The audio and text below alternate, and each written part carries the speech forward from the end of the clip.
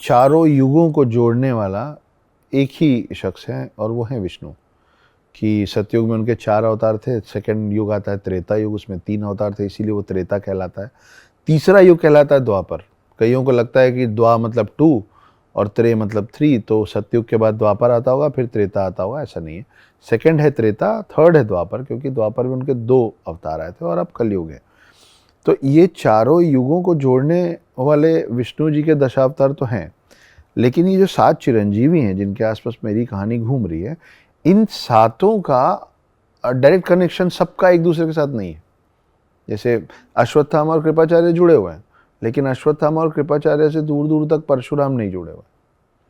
राजा बलि जिनके लिए वामन अवतार लिया था विष्णु जी ने, वो किसी और से नहीं जुड़े हुए हैं। अब आपके पास ये इतने प्यारे 7 मोती हैं, आपको एक धागा तो चाहिए ना पूरी मोतियों को एक माला में पिरोने के लिए।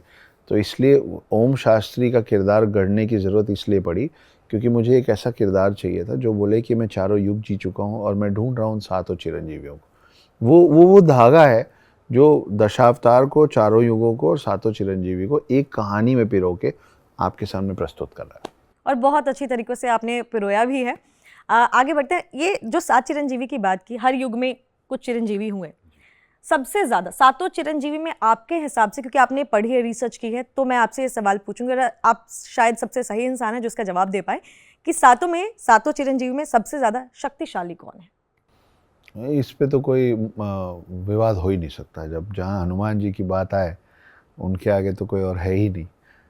परशुराम भी बहुत शक्तिशाली हैं। अश्वत्थामा श्रापित है, लेकिन अश्वत्थामा के श्राप के पहले आप उनका जीवन काल देखेंगे तो आपको पता चलेगा कि जैसे कई लोग बोलते हैं ना रावण के लिए कि रावण ने कभी कोई गलती ही नहीं की थी, बस उसने एक गलती कर दी, वो तो ज्ञानी था।